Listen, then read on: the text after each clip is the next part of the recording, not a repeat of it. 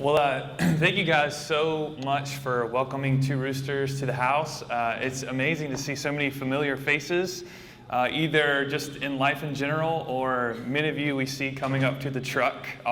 Many of you are regulars, which we so appreciate and advocate for that endeavor. So I did want to do one quick thing, and I've never done this before, so we're just going to see how this works. So on your name tags, I got to meet some of you guys, but on your name tags, got your name, and then you wrote what flavor of ice cream you love most. So I'm gonna give you guys a little text challenge. Okay, let's see if this pops up. And if statistics show me anything, about half of you have already texted during this presentation. So I'm going to actually welcome that. So if you will. It's a little small, but if you text, so the number that you're going to text is 22333. Okay, so that's the number if you're dialing mom, 22333. And then you're actually going to text the number 356097, and then your favorite flavor of ice cream. And I want to see if we have some fun responses. It's text, chocolate. Yeah, the text, so you text the number 22333 and then the number 35607. Wow, you guys are so fast. So there's like an all, like a mix-up. Oh, I like the all with like 5 L's. That's nice. Pizza. Who's pizza? Somebody must know two Roosters, because that might be a novelty there. Let's see. Strawberry eggnog. Okay, I feel you. Cookout milkshake. Marshmallow. Okay, see this is worth the price of admission this morning. This is the ultimate icebreaker question, and it's also the ultimate awkwardness cutter in an elevator when you're with one other person and you're like scrambling to find something to say. Ask them what their favorite flavor of ice cream is. I started doing that, and it's a fantastic exercise because people get so passionate about their mint chocolate chip or their like Rocky Road or their pizza ice cream. So I just wanted to offer that. I love this. I'm going to take some of this and probably run with it in the kitchen. So thank you guys for that little survey. So what we wanted to do this morning is just to tell our story. Many of you guys are here and you're storytellers in your own right. And us as individuals, we all have our story. And so we just have the opportunity as a married couple, as a entity that started something afresh and new, to just tell our story. So we're literally going to walk through just how this all came about. So my name's Jared, and I'm from a little town called Stokesdale, which most people think is actually in Stokes County, but it's in Guilford County near Greensboro.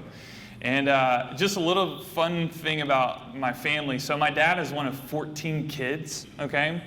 And so as you can imagine, like Christmas, Thanksgiving, anytime we have big family things, it's a riot, okay? And I got some crazy cousins, and I know y'all got some crazy cousins. One that plays Santa at Christmas. But anyways, we had a lot of fun growing up, as you can imagine, okay? And so we just did all kinds of things. And one of the things we love to do during the summer, if you're from the South, is make ice cream, okay? And I wanted to do a little show and tell.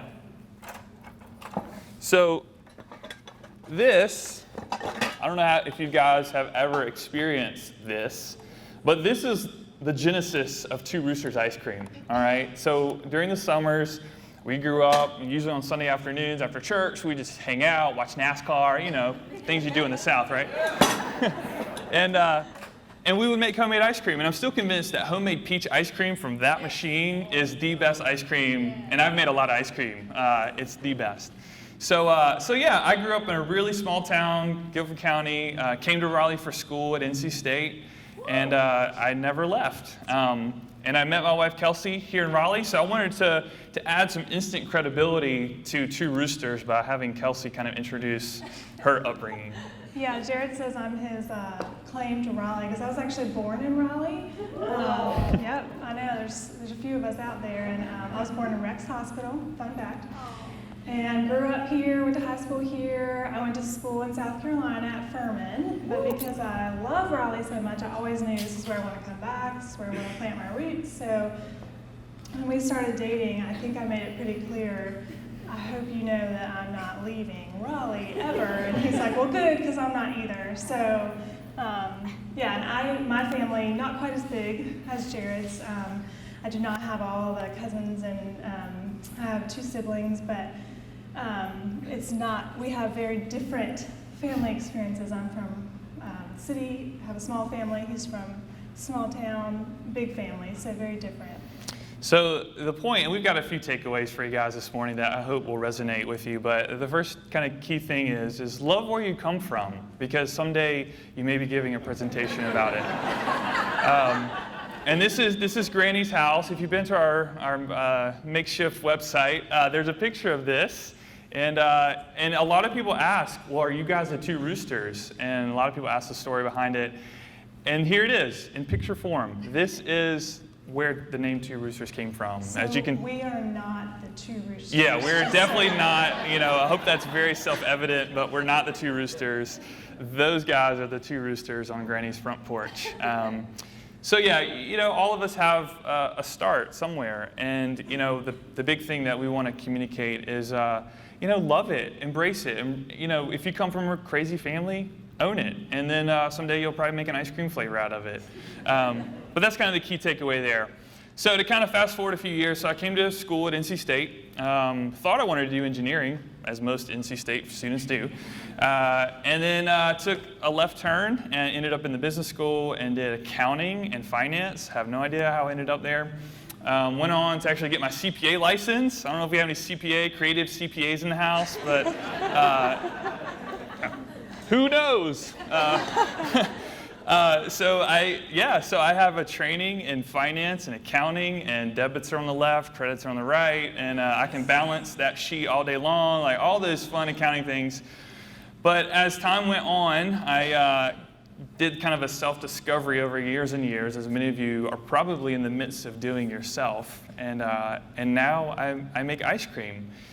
So an incredible turn of events, and Kelsey actually has a slightly similar story in terms of education and what she does now. So I wanted her to kind of juxtapose her story with mine. Yeah, mine is kind of almost the opposite, but kind of similar, where I actually studied English in college, and now I'm a financial planner. So I went from the creative side to the not so creative side, and kind of did a about face. But I love what I do, and we'll get into that later and how that relates. But we both kind of took divergent paths to get where we are, but it plays a role in who we are now.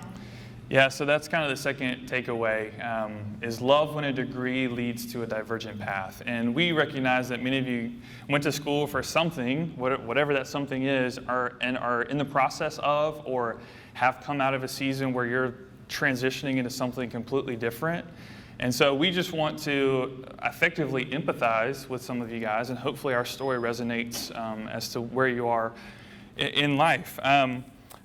So it's been about 7-ish years doing CPA work, accounting work, loved some elements to it. But it really just wasn't fulfilling in the sense that I got up every day and hey, let's go do some accounting work. So for a long time, I was just making ice cream, right? I was just fooling around in the kitchen, and it's funny, the story that Kelsey shares sometimes about us dating. I don't know if you want to share kind of the start of when I first shared this with you. Yeah, so our second date, he launches into this whole, so I really love ice cream, and I have this idea, and I actually have a business plan for starting an ice cream business, and I've been to study at all these ice cream universities and under all these people, and I'm like, okay. Okay. And then it continues, and of course I thought, well, maybe this is just a hobby, this is just kind of an added benefit. I'm married to the ice cream man. I get free ice cream whenever I want. We're a hit at parties. We always bring ice cream. But it quickly progressed to, okay, this is not just a hobby, this is a passion, and now this is something that is a livelihood. So yeah, so it kind of right before that, I took this kind of journey, as it were. I was kind of in between a couple things in work life, and I was like, I love doing this ice cream thing at home. It's like a creative outlet. And so I was like, I should I'm so into this that I should really go and really refine the ability. And so I actually went to a place called Ice Cream University, which is a thing.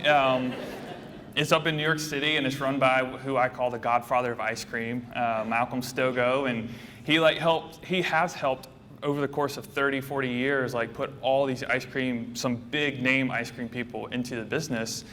And so I just took some time and went up there, actually a few times, and literally learned the science, the craft, the nuances of making ice cream outside of the little Cuisinart machine at the house and, a little white or green mountain machine. And so I started getting more specific training on how to do this. And through that process, I met some really fascinating people, other ice cream folks in the country. And so I did this kind of wild and crazy road trip, as it were. And I went and basically worked for free at all these different ice cream shops, like New York City, Salt Lake City, Philadelphia, and made some fantastic connections, really good friends still today.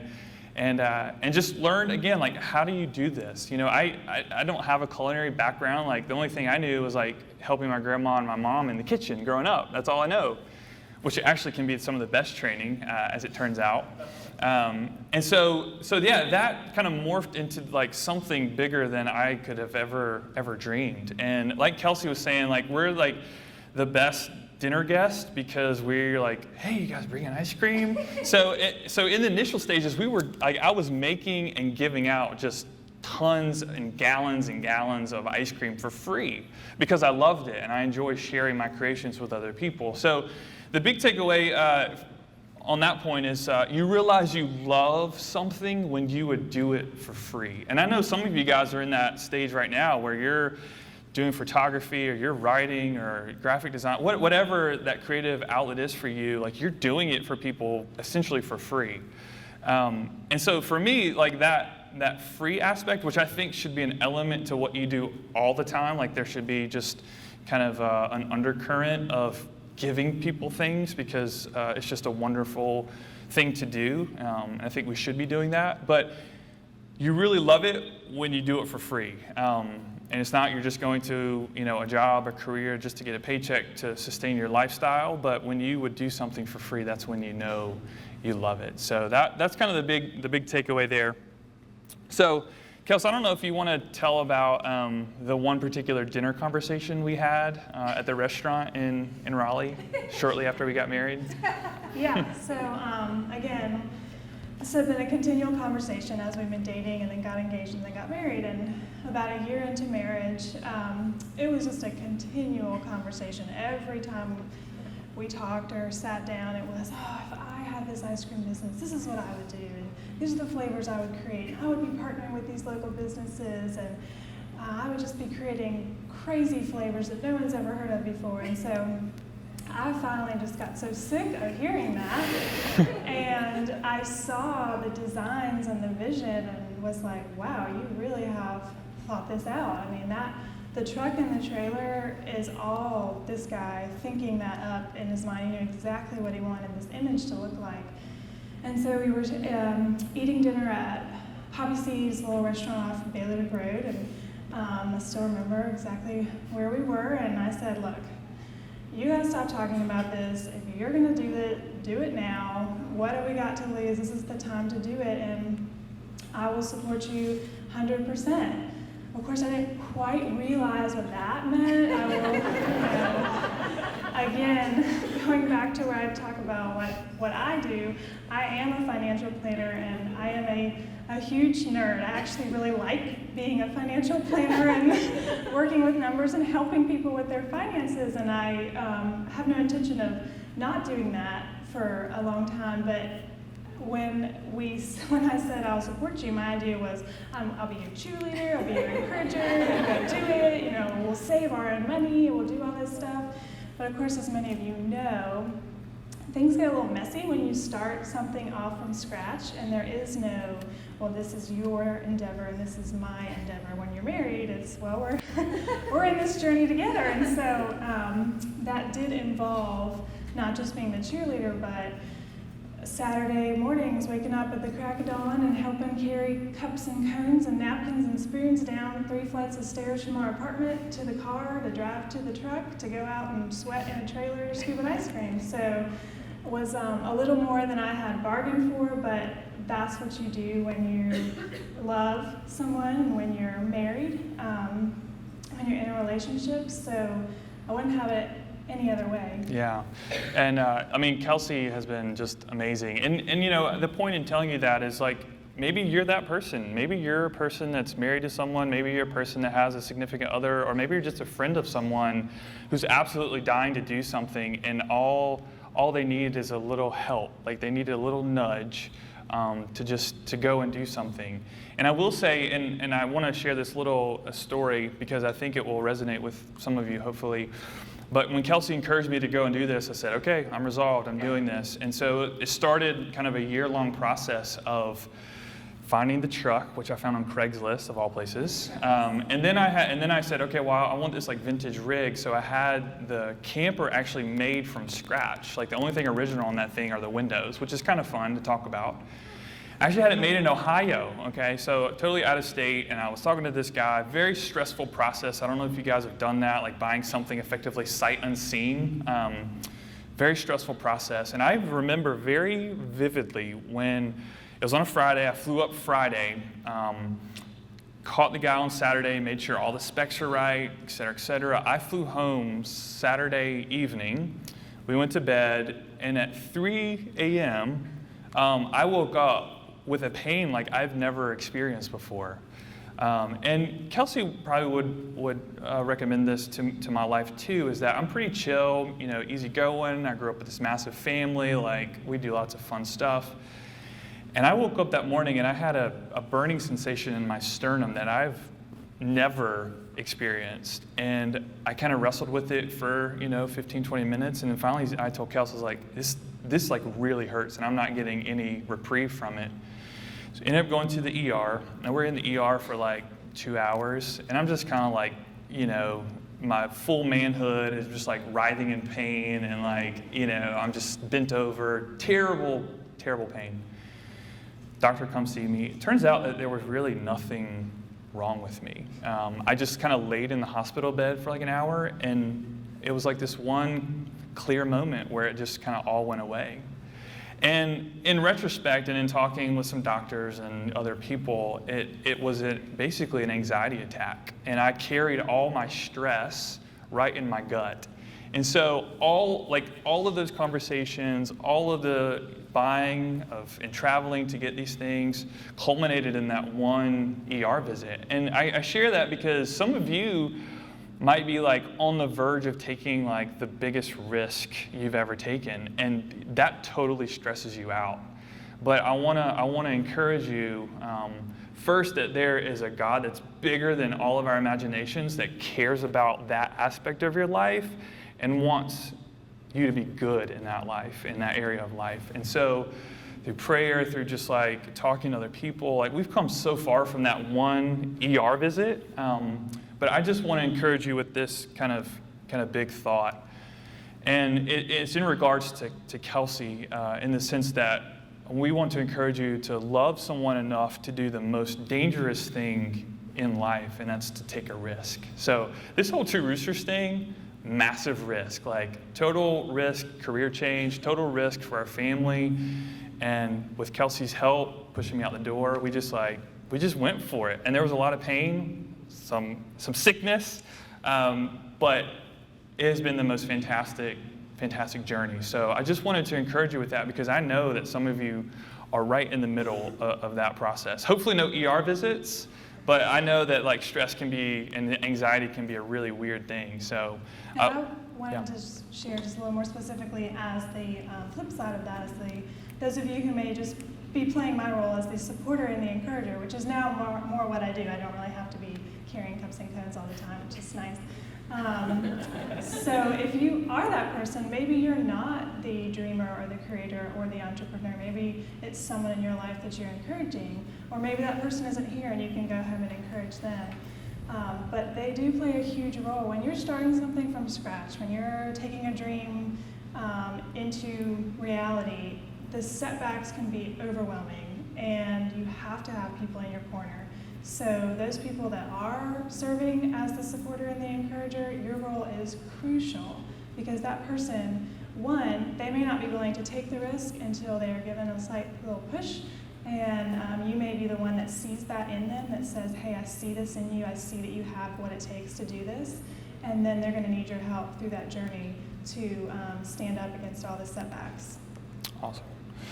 So we bought a truck, we bought a trailer, we said, well, now we need a place to actually make the ice cream, because they don't allow you to do that in your home kitchen. And so it was like another 6 months journey to find an actual location. And I know many of you guys are in the food space, and shared kitchens, commissary, they're really weird things, especially in Wake County. They're making so much progress. Go guys.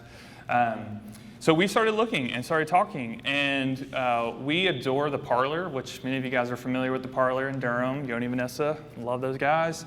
And so we just kind of saw what they did, and we're like, why can't we do that? And so I reached out to the Cookery. Many of you guys are familiar with the Cookery concept in Durham, and they're fantastic people that run that place and they're involved.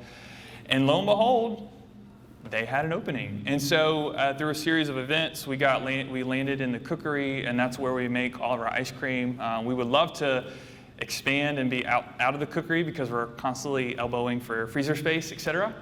But it's amazing, that particular community, because there's a lot of chefs, a lot of food people that are just constantly throwing ideas out.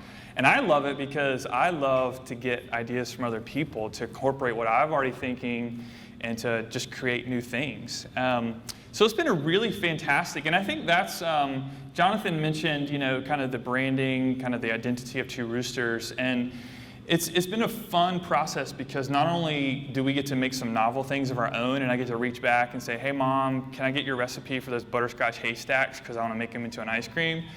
But we get to go and partner with other folks in town that are doing some fantastic things that I'm just like, I want to put that in ice cream, and I think it's going to work. And it does.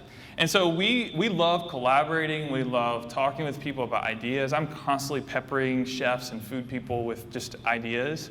And that's been a really fun, just overwhelming experience, honestly, because of the community that we have here in Raleigh-Durham. And many of you guys are in the audience, so I don't want to overlook that. But, for instance, we partner with Sola Coffee, which is kind of a fun side story. The dairy dropped my ice cream mix when I was still making it at home at 5 o'clock in the morning, and John from Sola would text me dude, your ice cream mix is here. I would get up and go get it and take it home and experiment. It's kind of a wild and crazy story, but that's the genesis. We love partnering with all, Tin Roof Teas in Cameron Village, with Slingshot. Some of you guys had the affogatos this morning. Love those guys. Videri Chocolates in the house. There's just breweries. There's some brewery folks here. We love making beer ice cream. Hello. So it's just been a fantastic, and I love it because I am a huge fan of what these people are doing. And for them to just entertain a conversation with me, it just blows me away. Even being here this morning, just totally overwhelming. But that's what we love. We love celebrating other people, and we make incredible ice cream out of it. So that's the best of, 8 worlds. So I think that's kind of the biggest takeaway there, is to love others enough to be their biggest fan. We do a lot of fun events, I know Brew's in the house, when they did a birthday party, we came and we rocked the house. They had some music, and we said, we want to just do some flavors for you guys on your birthday because it's your birthday. And it was a fun time, and we rolled with it, but it's because we're fans of other people. So it's really cool to kind of fold them into our brand and into our ice cream flavors. So I don't know if you had anything to add to that. Yeah, I would just say we were just overwhelmed by how welcoming this community is, and especially, again, I come from the financial world, and not that's not a welcoming world, but very different. And so I was just blown away by how welcoming the food and the creative community is, and all these people who are willing, I mean, Sola storing the ice cream mix and just sharing ideas. And our very first event, we had some trouble with the truck, and American Meltdown was there, and they were like underneath the truck, like looking at everything. And it's just everybody has just been amazing to just step in, is so willing to share ideas. And so Jared's always, I always forget this quote, but he's always saying this quote that I think exemplifies like how this community, and then he as well, operates, which is... Yeah, it's an old quote by Zig Ziglar, who's no longer around, but incredible motivational guy, just unbelievable mind. But one thing I try to resonate, like on a weekly, if not daily basis, he always said that you'll get everything in life you want if you'll just help enough people get what they want. And so I think about that from a brand, from a company perspective of like, how can we help other people? And whether that's rolling up at a birthday party or a block party, or you're making incredible tea, I want to like celebrate that and make tea ice cream. And so that's just kind of like part of who we are. And so it's been a fun journey, and we're fledgling, or fledgling in the sense like we're learning still how to fly, in a sense. We've got a long way to go, and we're so thankful for the mentors that have spoken into our life, and we would certainly offer any piece of advice, relationship advice, or business advice, or don't buy an old truck with no air conditioning advice. We welcome all of those things, but we love our community, we love our city. I should say cities because we straddle Raleigh-Durham and the surrounding area. But yeah, we just love it because God first loved us, and that's just our response to the creative vein that we have, and just in our relationship, and just we want to make something good in the world. So thank you for letting us share the Two Roosters story. I hope a piece of that resonated with you guys. We would love to talk with any of you.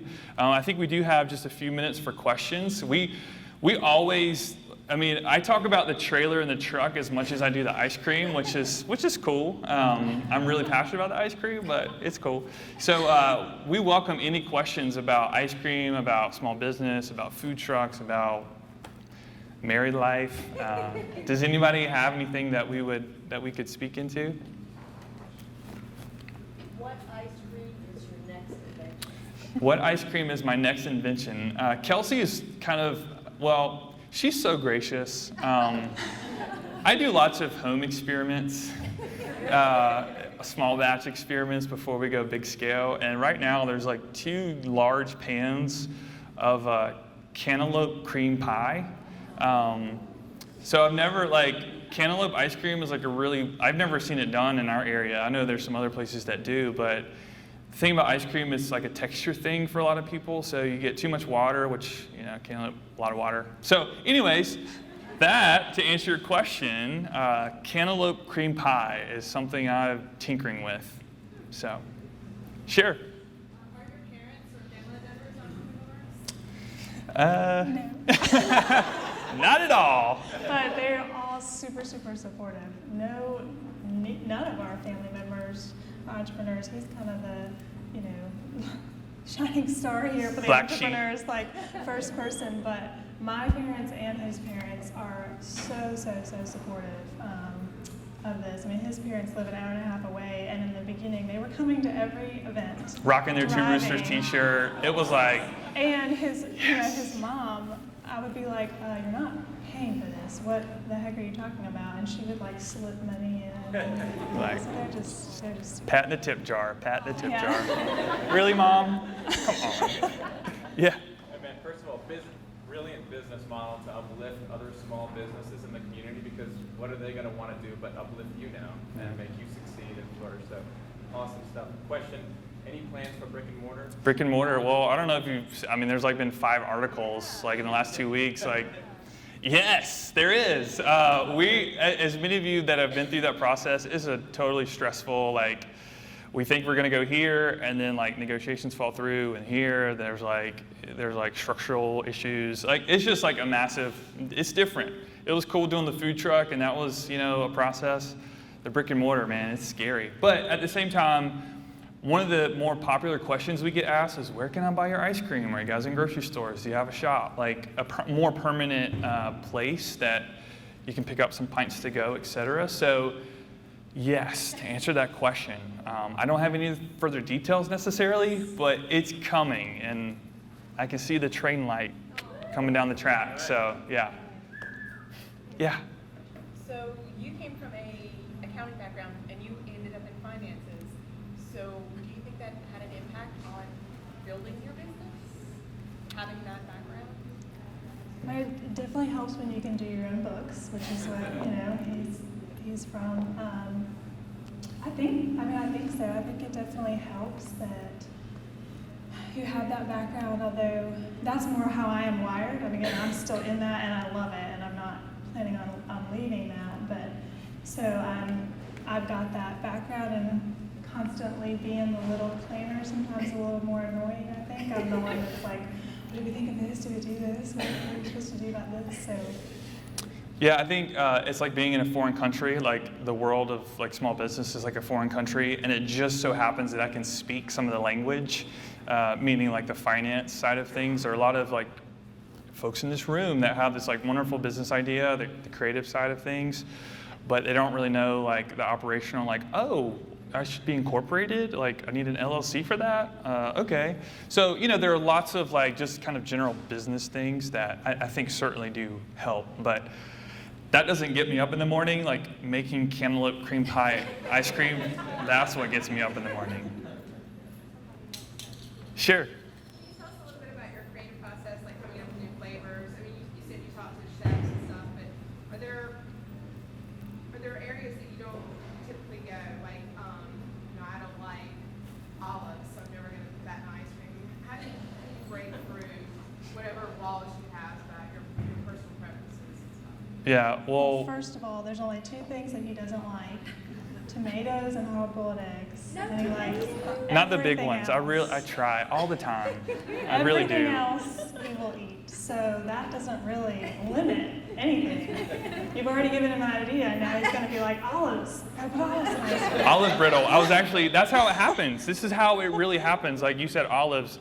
My mind immediately goes black olives and some almond brittle, like doing like an olive brittle ice cream of some sort. That's how it works. That's literally how it happens. So I'll name the flavor after you. What's your name? Millicent olive ice cream. But no, I think also a point too, we didn't include this, but I think taking inspiration from every facet of life is really important, because sometimes I think we overlook kind of the mundane, oh my gosh, we got to do this again. Like, I don't know, just looking everywhere for inspiration. And that's how I look at, Kelsey gets kind of annoyed with it because it takes me forever in a grocery store, because I'm like up and down the aisles like, oh, sweet Thai chili sauce. I bet that would be awesome. She's like, get it done person. So literally, you can be walking the aisles, you can be talking with a friend, we go out to restaurants, I'm constantly looking at menus, like it's just a constant seeking of like what's out there. So I don't know what you do, but whatever you do, I would say look for inspiration wherever you go. Was there ever a time when the business put a strain on your relationship? Last night, does that count? Last night, I had an event, the Oak City 7 downtown. I'm like home at 11 o'clock. She's like, what took you so long? It's a constant thing. And I think that the whole love aspect, it's incredibly patient. And I would be remiss if I didn't say that our personal relationship with God so helps that. Like my vertical relationship helps my horizontal relationship with Kelsey.